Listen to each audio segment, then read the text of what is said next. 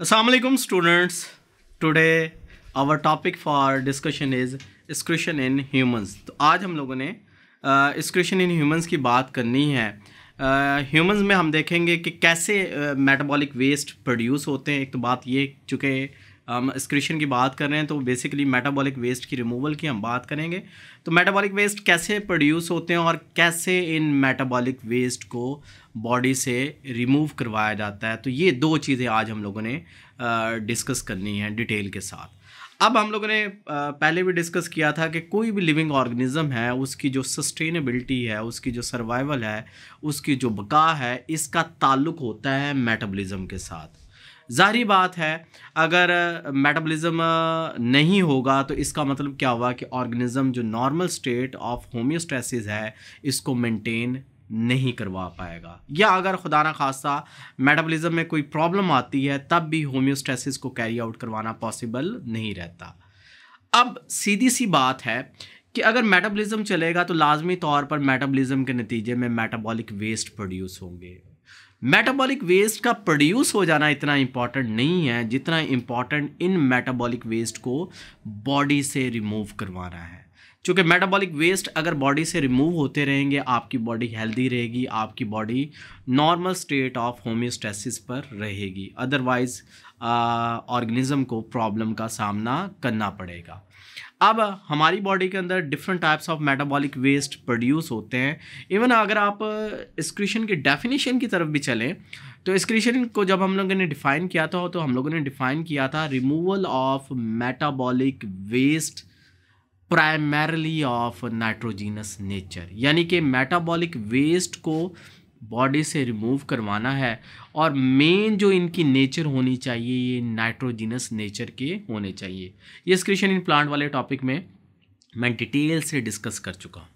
अब कौन कौन से मेटाबॉलिक वेस्ट हमारी बॉडी के अंदर यानी कि ह्यूमन की बॉडी के अंदर प्रोड्यूस होते हैं और किन किन कंपाउंड्स के मेटाबॉलिज्म के नतीजे में ये मेटाबॉलिक वेस्ट प्रोड्यूस होते हैं, इसको समझने के लिए हम एक टेबल बना लेते हैं.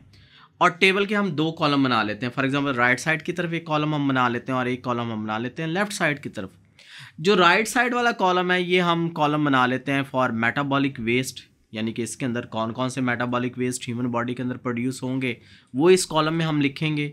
और जो लेफ़्ट साइड की तरफ कॉलम है ये हम कंपाउंड्स की बात यानी कि स्टार्टिंग कंपाउंड्स, प्रीकर्सर कंपाउंड्स का हम ये कॉलम बना लेते हैं, यानी कि किन किन कंपाउंड्स का मेटाबॉलिज्म होगा तो ये मेटाबॉलिक वेस्ट प्रोड्यूस होंगे. फॉर एग्जांपल अगर नंबर 1 कंपाउंड की मैं बात करूँ तो that is amino acid. Protein आप खाते हैं, प्रोटीन जारी बात है अमाइनो एसिड से मिलकर बनी हुई है. अब जब अमाइनो एसिड का मेटाबॉलिज्म चलेगा तो मेटाबॉलिज्म के नतीजे में जो मेटाबॉलिक वेस्ट प्रोड्यूस होगा दैट इज़ यूरिया. ये आपकी टेक्स्ट बुक के अंदर लिखा हुआ है. हालांकि यूरिया भी प्रोड्यूस होता है, अमोनिया भी प्रोड्यूस होगा, यूरिया भी प्रोड्यूस होगा, यूरिक एसिड भी प्रोड्यूस होगा. लेकिन आप लोगों ने अभी जो चूँकि आपकी टेक्स्ट बुक के अंदर यूरिया को मेंशन किया गया तो जब अमाइनो एसिड का मेटाबॉलिज्म चलेगा तो जो मेटाबॉलिक वेस्ट प्रोड्यूस होगा that is urea. Second compound की अगर मैं बात करूं तो न्यूक्लिक एसिड. अगर न्यूक्लिक एसिड का मेटाबॉलिज्म चलता है तो जो मेटाबॉलिक वेस्ट प्रोड्यूस होगा that is uric acid. Third compound की अगर मैं बात करूं तो मसल के अंदर एक प्रोटीन पाई जाती है मसल क्रेटिन. जब मसल क्रेटिन का मेटाबॉलिज्म चलेगा तो जो मेटाबॉलिक वेस्ट प्रोड्यूस होगा दैट इज़ क्रेटिनिन. ये चैप्टर नंबर 16 में जाके हम डिस्कस करेंगे. उसके बाद फोर्थ कंपाउंड की अगर मैं बात करूं तो हेमोग्लोबिन है plus various types of hormones हैं. इनका जब मेटाबॉलिज्म चलता है तो एक मेटाबॉलिक वेस्ट प्रोड्यूस होता है जिसको हम बिलीरुबिन कहते हैं. ये आपके बाइल के अंदर मौजूद होता है. इसके अलावा कुछ चीज़ें जो आप पांचवी कैटेगरी की बात करूं जो डायरेक्टली आप इंजेक्ट करते हैं, इनटेक करते हैं अपनी बॉडी के अंदर, यानी कि आपकी बॉडी के अंदर डायरेक्टली आपकी फूड के थ्रू दाखिल होती है. फॉर एग्ज़ाम्पल या ओरली आप इंजेक्ट कर रहे होते हैं. फॉर एग्जांपल अगर हम नंबर 1 मैं ड्रग्स की बात करूं, अद्वियात आप खाते हैं. इसके अलावा पेस्टिसाइड्स आपकी बॉडी के अंदर कॉन्टिन्यूसली दाखिल होती रहती हैं बाय मीन्स ऑफ फूड के ज़रिए दाखिल होती रहेंगी. उसके अलावा अगर मैं बात करूं पॉइजन्स, जहर है, ये थोड़ी सी मिकदार में किसी न किसी हद तक आपकी बॉडी के अंदर फूड के ज़रिए या पानी के ज़रिए आपकी बॉडी के अंदर जाते रहते हैं.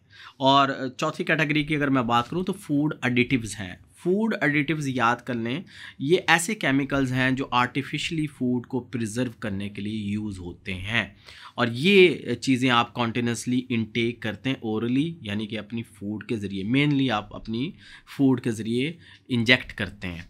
अब ये जो राइट साइड वाला सारा कॉलम है ये मेटाबॉलिक वेस्ट का कॉलम है, और ये हम मेटाबॉलिज्म के नतीजे में डिफरेंट कंपाउंड्स के प्रोड्यूस करते हैं, और लाजमी बात है इन मेटाबॉलिक वेस्ट को बॉडी से रिमूव करवाया जाना चाहिए अगर living organism normal state of homeostasis पर रहना चाहता है।